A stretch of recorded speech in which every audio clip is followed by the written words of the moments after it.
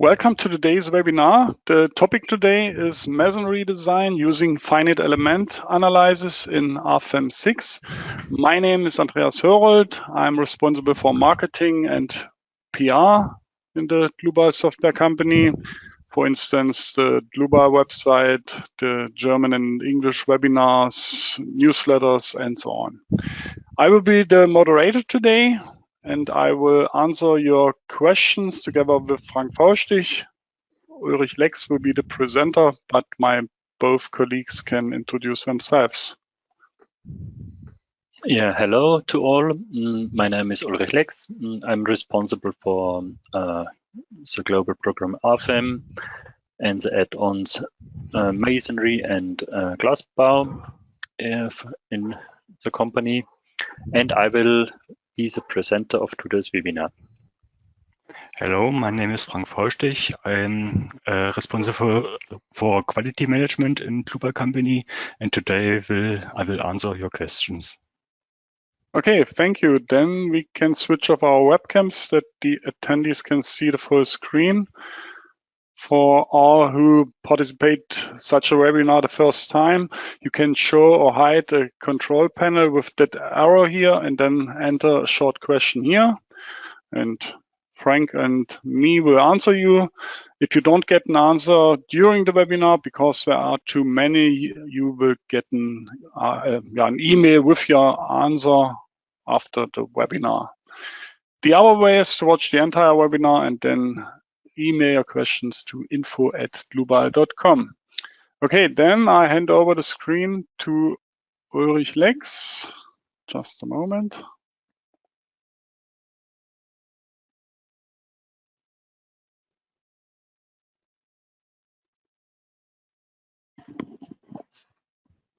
So, hello again. Today I will show you how you can create a model with masonry and design it in an FEM program. I will take a look on some details of masonry structures and at the end on the result evaluation and documentation.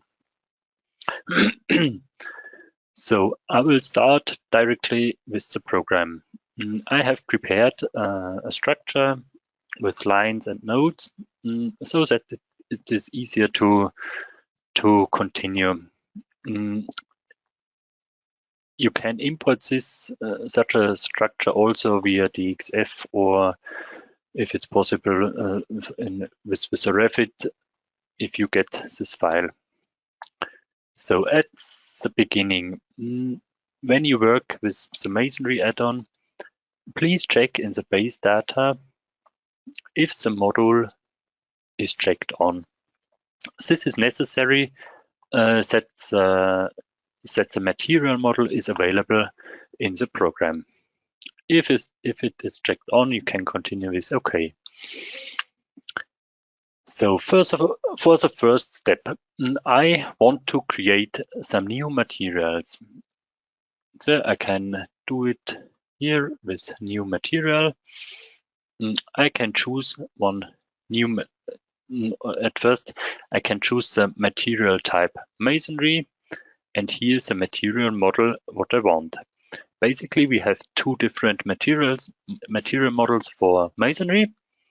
The one's isotropic one, some of you know it maybe from RFEM 5, and the ortotropic masonry, where you consider the stiffness in both directions and the shear stiffness of masonry exactly.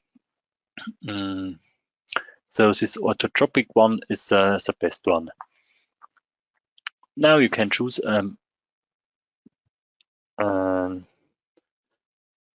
a material from the library. I want to create a new material for the outer wall, maybe Imporotherm.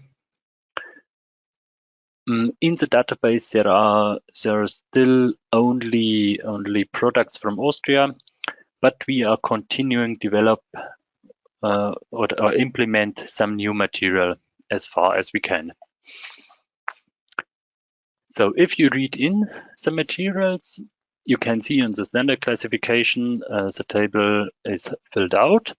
You can this do also with some data sheets from a manufacturer. You get all values, I think, from the manufacturer. One value, maybe not. It's the horizontal compressive strength. Maybe you can ask the manufacturer, or you can use some default values. This value this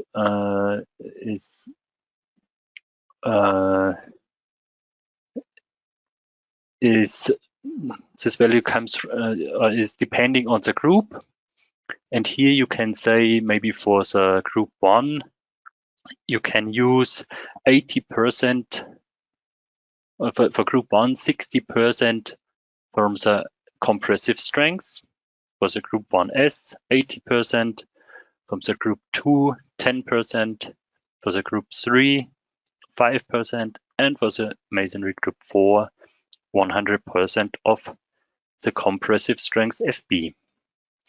Set the default values if you have nothing better from the manufacturer. Okay, then I will continue and create the next material for the inner wall. It's the same like before.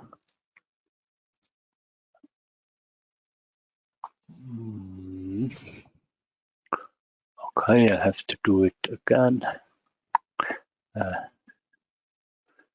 to create a new one.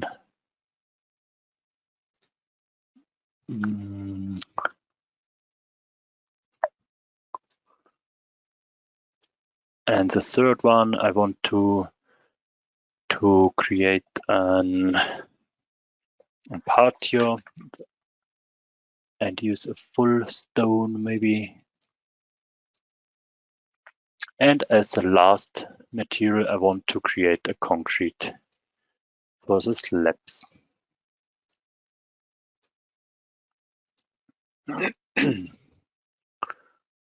So very important, you have to set always the orthotropic material model. Okay, the next step I want to do is to create the thickness.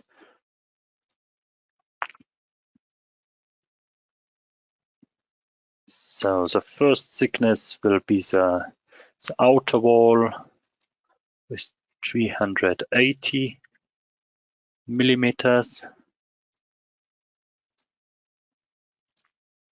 The second one with 170 millimeters. The third one 250 millimeters. And as the last, the concrete one with 200 millimeters. So now I have defined the material and its thickness. Then I can start to create the surfaces. As I have already the nodes and lines, I can do it with select boundary. I can choose my thickness for the outer lines or for the outer wall and choose my lines.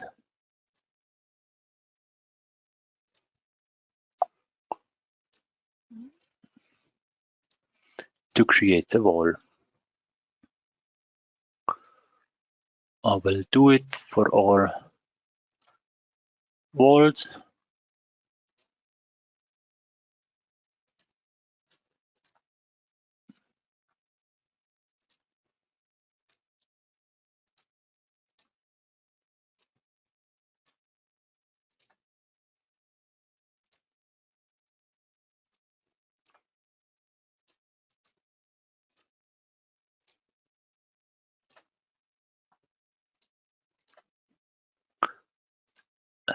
This one.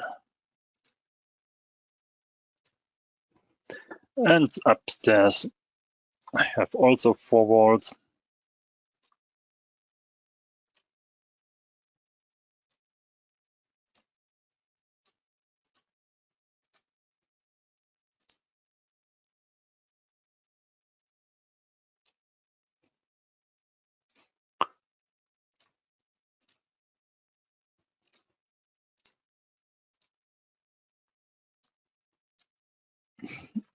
And the last one.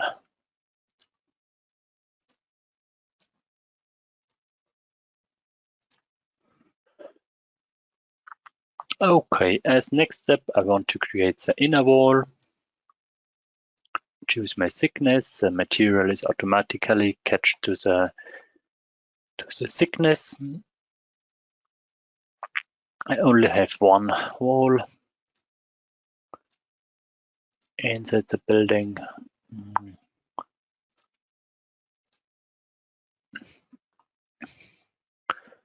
As the third one, I want then add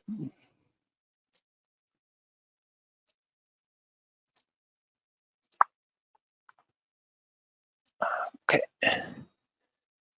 I have here to choose this line.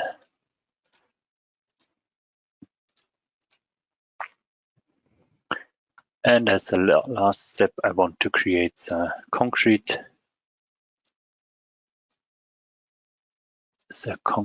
slabs. One for the roof slab.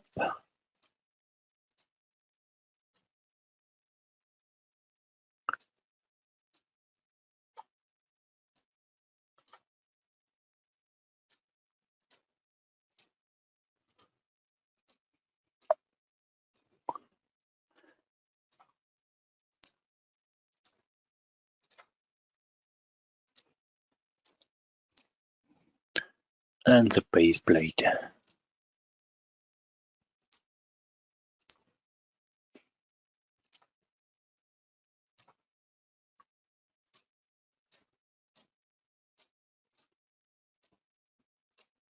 So, okay, that was the final thing.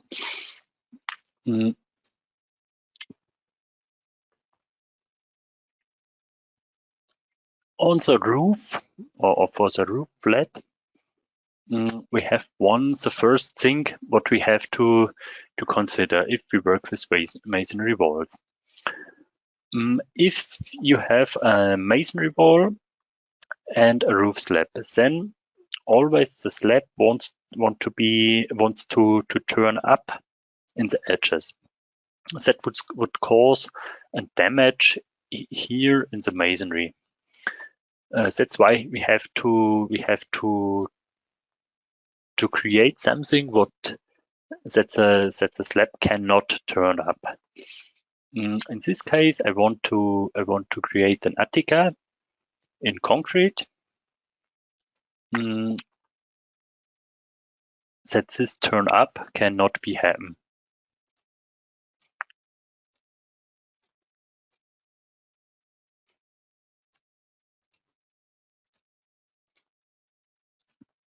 That's why I create here some additional surfaces in concrete. That's the attica. Oh, that's what's wrong line. Okay. Here on the patio, we do not want such an attica. That's why we have to think about another possibility to avoid this turn up. Here I decided to create a new member that I connect the slab in the first floor with the base plate, and to I would say hold the slab that it cannot be turned off. That's what. So here I can select it and double click and assign a new member, like a member type beam, create a new section, material concrete, dimensions maybe 250 to 250 millimeters. Okay.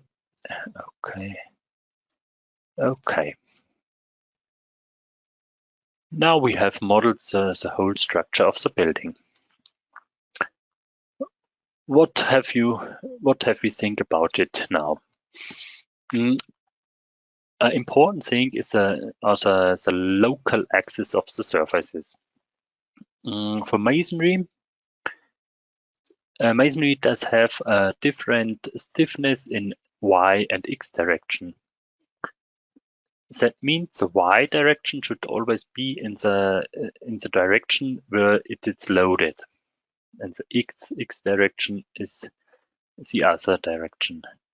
The Z direction is important for in our program to evaluate the results.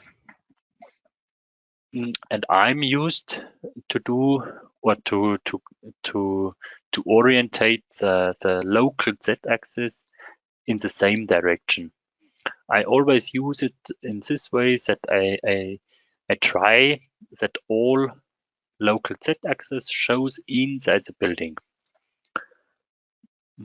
That's why I changed it for this surface.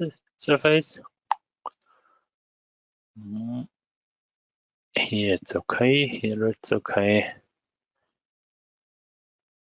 So, and maybe this is inside, this is, we have to change.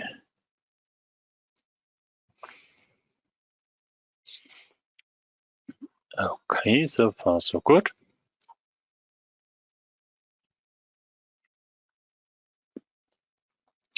The next step we can do is create the openings. The lines are still there. That's why we can use it. We can define it graphically. Here, here, and here. And here is the door. Inside is a door. Here we want to create such an arch.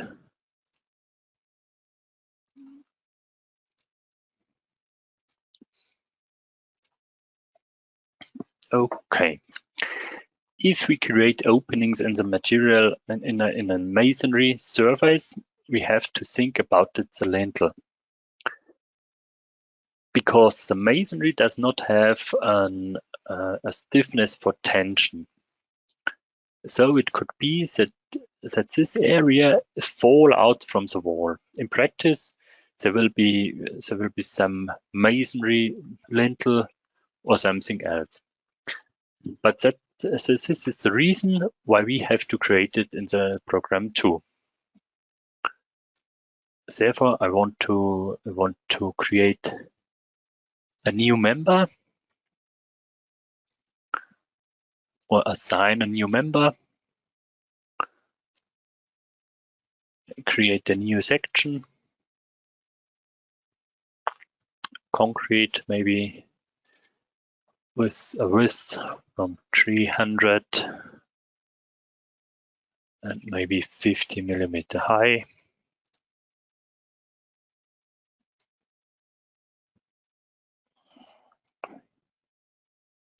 Okay.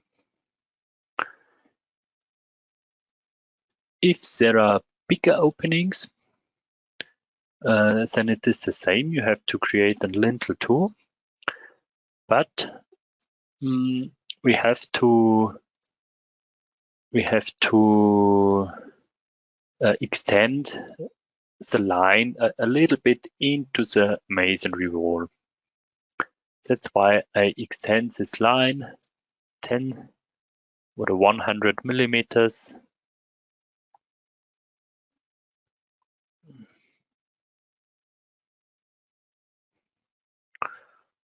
100 millimeters into the masonry wall. The reason for this is that I can smooth the loads, that not one FE node gets the whole load from this lintel. To copy it.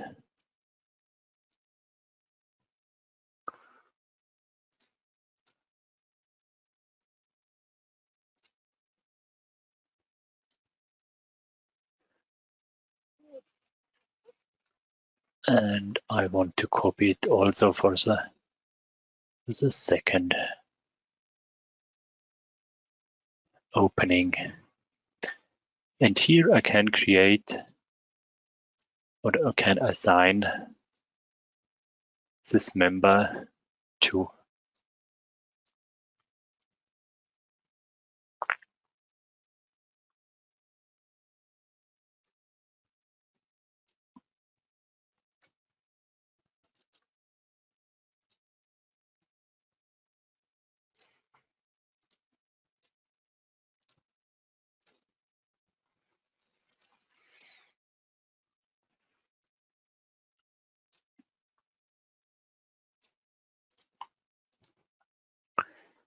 So as a next step, I want to take a look on this arch. Here I do not want to assign any concrete lintel. I will assign a new surface. With material, with masonry material.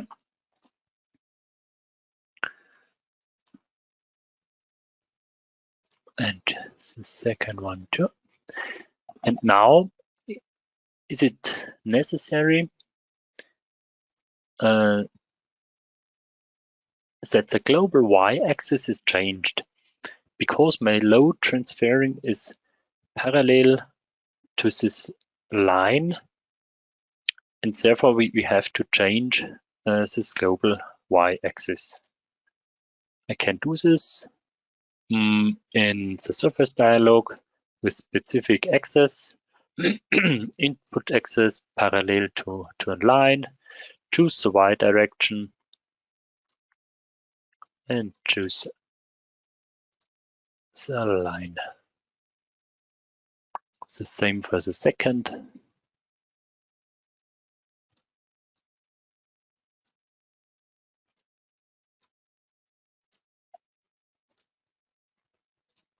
Okay.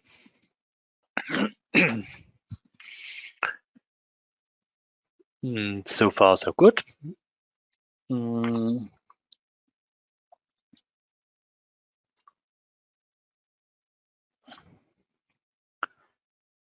next step, what I want to take a look at it, is the connection between the masonry material and the concrete material. In the practice, I do not know if it's 100% connected. I would say maybe there's a little bit friction in the connection, but on the safe side, I would say I would assign a hinge where I disconnect these both materials. That's why I create a new hinge.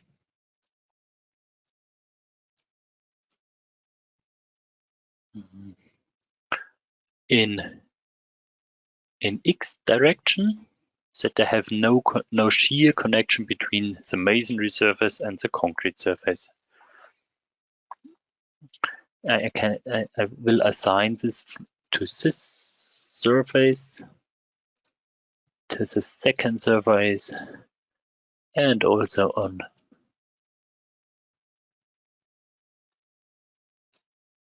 the member behind.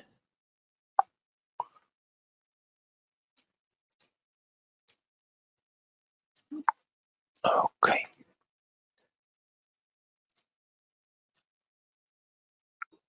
Okay, here can I check where the hinge is located. The same thing. What I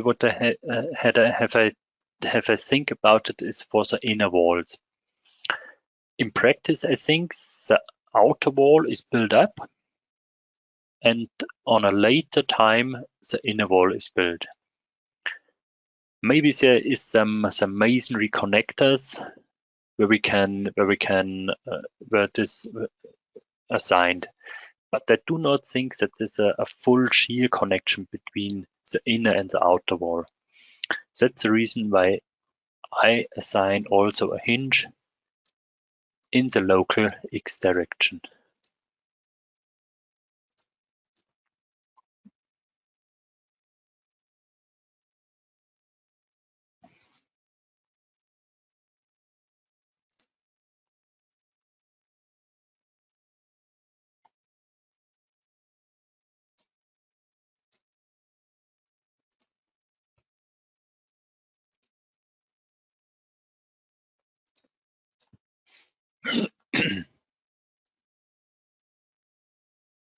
Okay.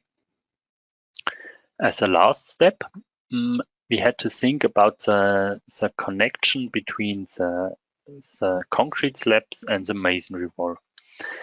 Here it's a special thing for the masonry because the concrete slabs are lying not with the whole width on the masonry structure. And that's why we have to assign here a special hinge. It's called wall slab connection.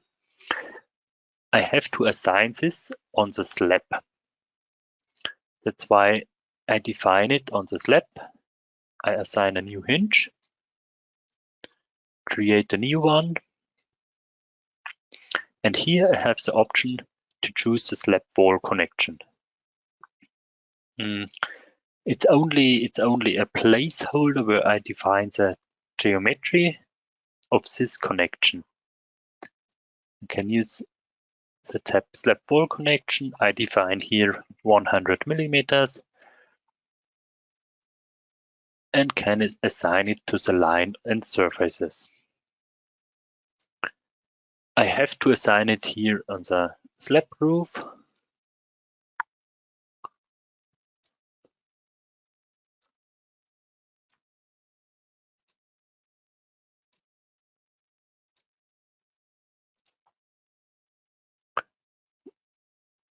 Here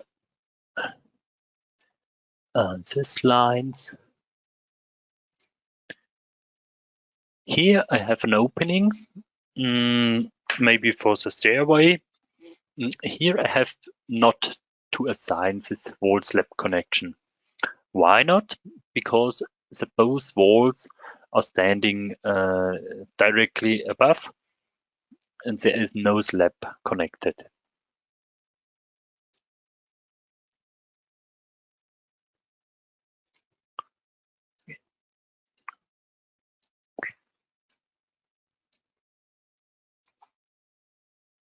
It could be possible that we have to assign it also for the base plate. Maybe when some insulating is assigned under before the base plate. But I will not do it for this example. So if you have assigned it to the surface and lines, really important, we have to generate the line hinges for the connected walls. You can do it with this button. One error we get, this is okay because our Attica is a concrete material and there will no hinge will be generated. Now you can see the generated line hinges. The amount of the hinges is not important because it's connected to the orientation of the surfaces and its lines. So this does the program automatically. If you continue with OK, you can see the generated line hinges. What happens? What happens here on this detail? I have prepared an extra file where I can explain it. What happens on the wall slab connection? The slab lies not above the whole width on the masonry wall. Now on the wall is some normal force. So the normal force does not have the whole width, so it is concentrated on a small area. Because of the deformation and the bending moment on the slab, this smaller area will be concentrated to this really small area in the wall above. In the wall on the wall under the slab, it's nearly the same. here I have on this place a concentrated area where I have this normal force. So this bending moment is depending on the normal force from the wall. So and our slab wall hinge does only this thing. That's only this, that we have a limit of the normal force and a limit on the bending moment. I can show this on the original file. If I open such a generated hinge, then we can see if we have no normal force, we cannot have a bending moment. If we have a normal force, we can have a bending moment too. So if the normal force is too high, that the stiffness or the compressive strength is overloaded, then we can have only a smaller moment again. And if you have too much normal force, then we cannot, then the detail point is overloaded and we have no stiffness on it. And that's why it is so important that we assign this hinge in case of a concrete slab.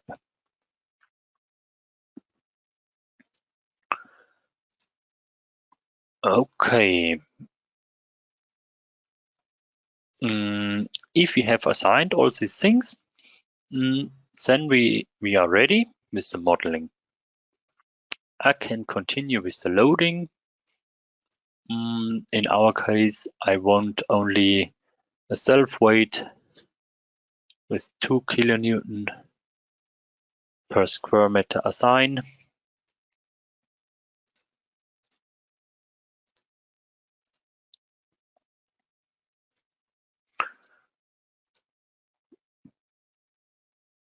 And for imposed load, also 2 kilonewton.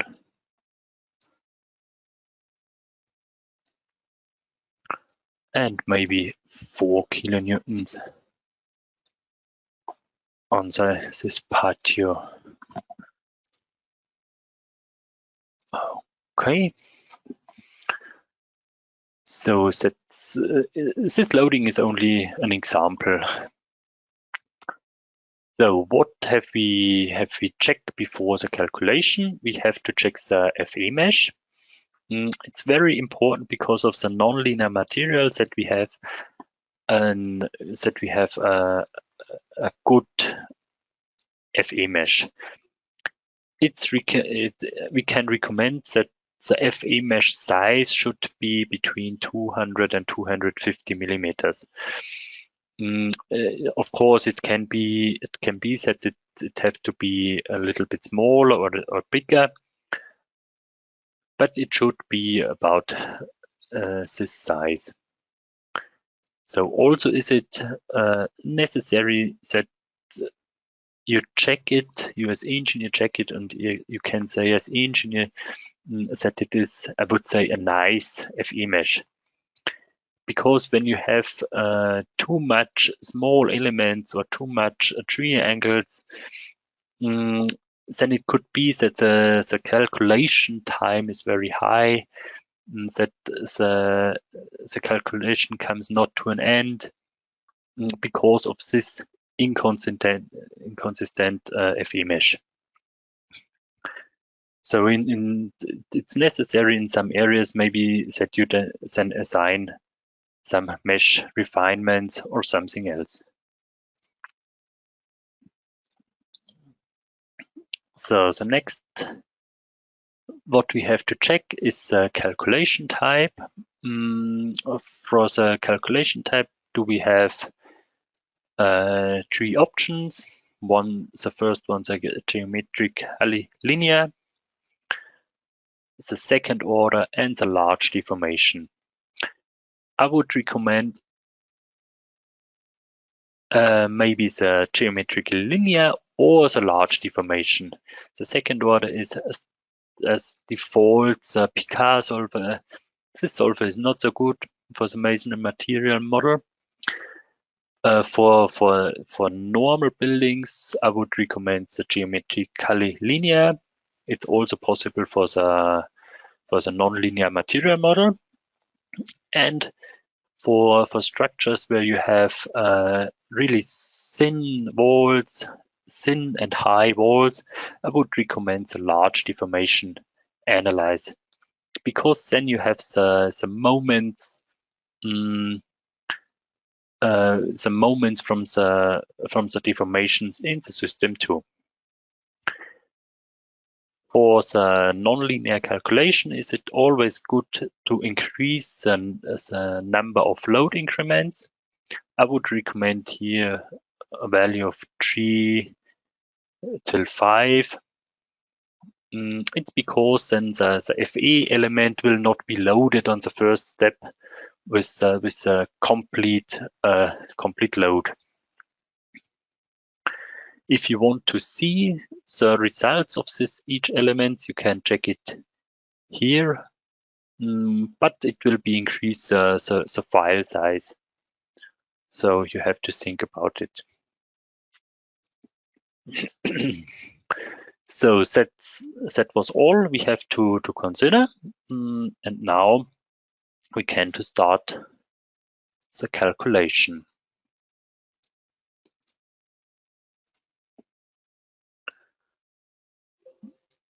Oh, I forgot the support of the system.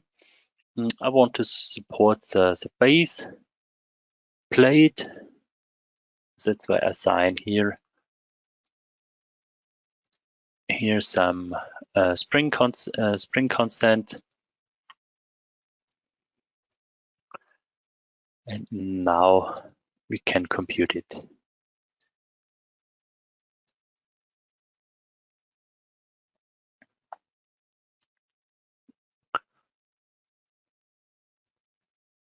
So here you can see the iteration process. You can see the load increments what are computed. You get information about the FE elements.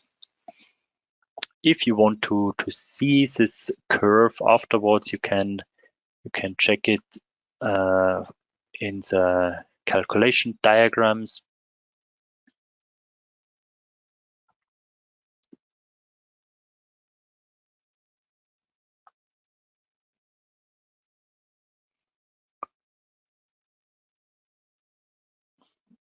Oh, and now the calculation is finished. When the calculation runs without problems, then all criteria for the masonry material are okay. For the masonry material, there is no check about the ratio. It is not possible because of the nonlinear behavior.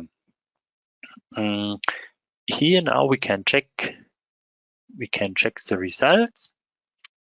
Maybe we can check the stresses, the stress in sigma y direction. And if I take a look on the walls, the masonry walls, then I can see that I have a maximum sigma y direction in tension from 0.048, and it's the same as we have here for the orthotropic details. We have a tensile ultimate tensile strength from 0.05. Here we can see that the computing of the material model is correct. That does not mean that we are overloaded or something else.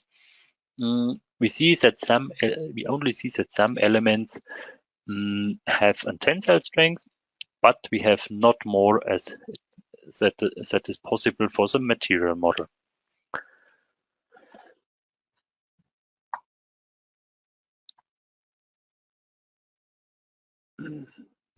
So okay. So the next detail what I want to show you is this arch. The calculations, the FE elements of this arch are now orientated in direction of this line.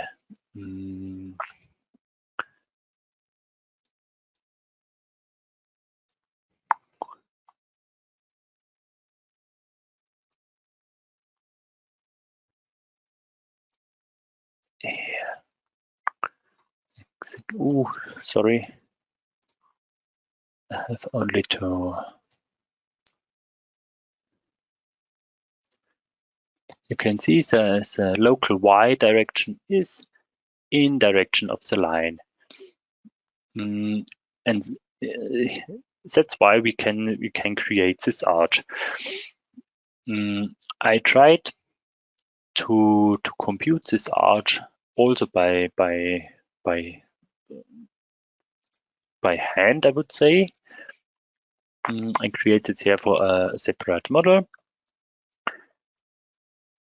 When I take a look on a formula for such an arch, I get a maximum horizontal load for this arch from about 200 kilonewtons,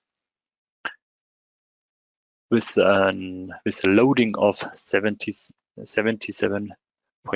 kilonewtons. If I compute this in our program, I did a stability analysis where I compute the maximum load of this arch and get an increasing factor of 3.1. Then I have this 77.5 kilonewtons loading. And the normal force in this arch are about this 200 kilonewtons. That shows me that the analytical formula gives the same results as our material model from masonry.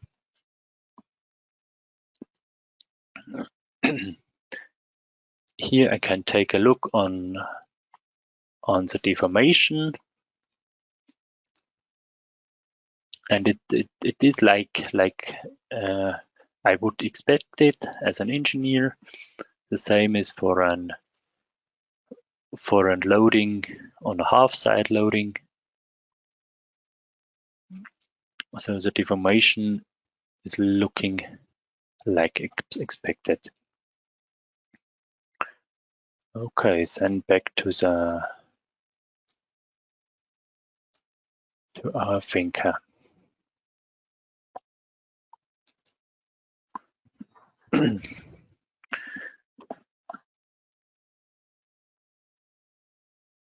Okay, now documentation and results.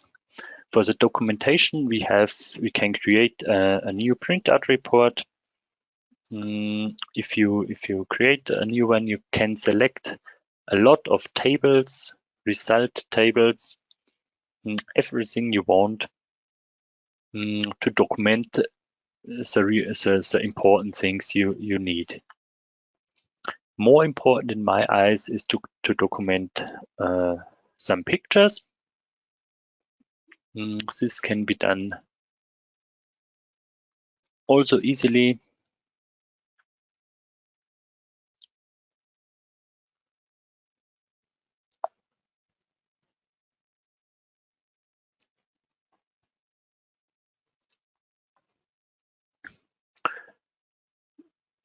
Maybe that you choose the outer walls.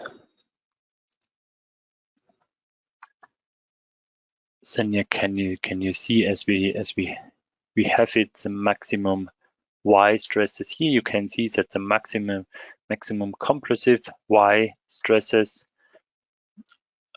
on the minus side. This is the outside of the building, are on 0.79.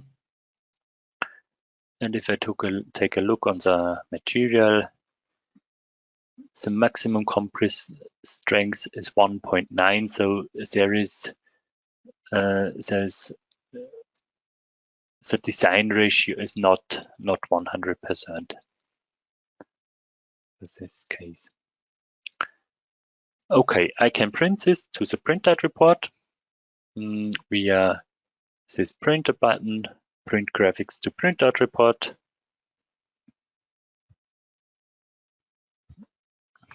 Here you can set maybe also a scale where you want it to print, or on the full page, and with save and show is it printed to the report.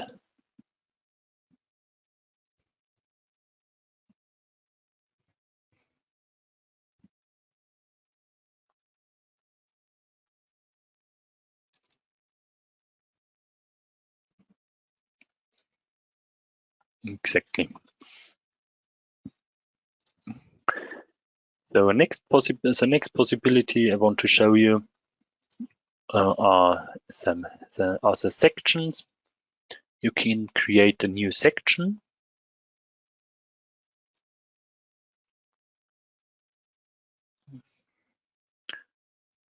Maybe here.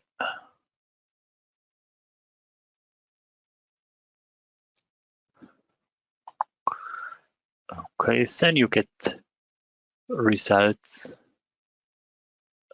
You get results on this line, I would say.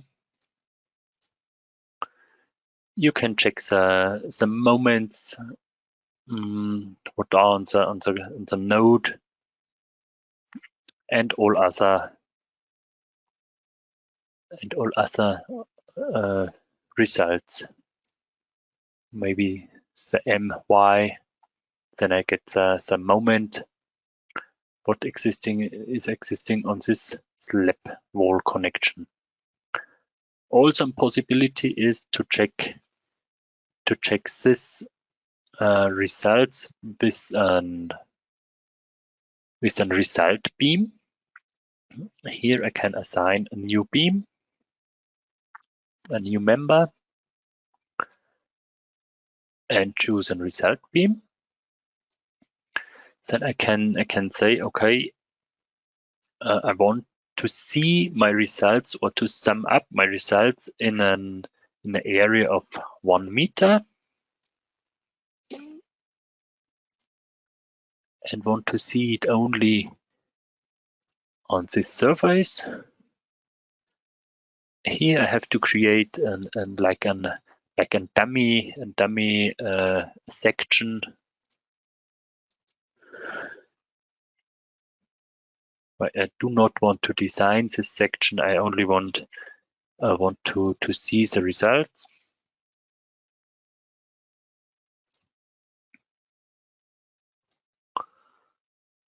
And now I can see these results on as member results.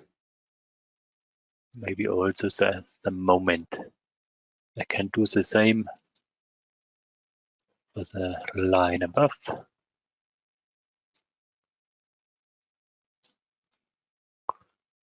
Result beam.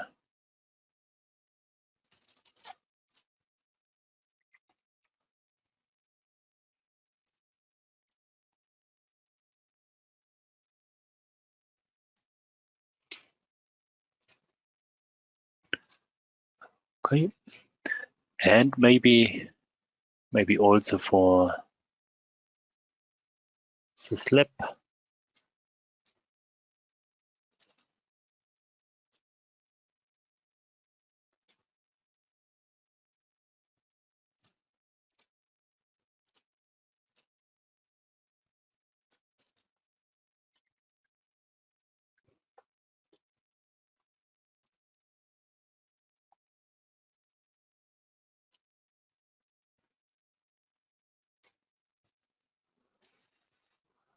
Then I can see the results per meter on these different surfaces.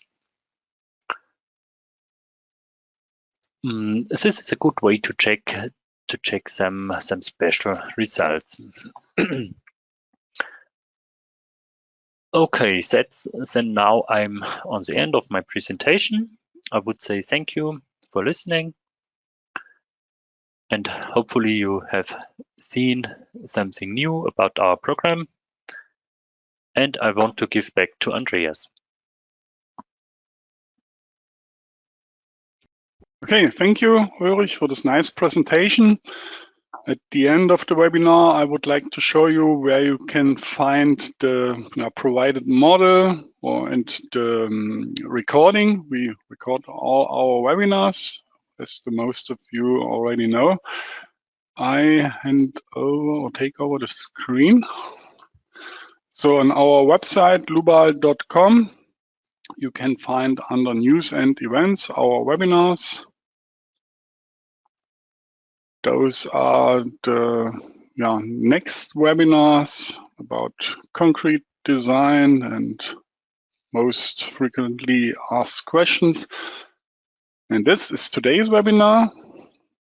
If you click on it, you will find the recording in the middle here in the next days. But you will get an email with a link to that page here, and also with your attendee certificate. And then you find the presentation slides here and the provided model here.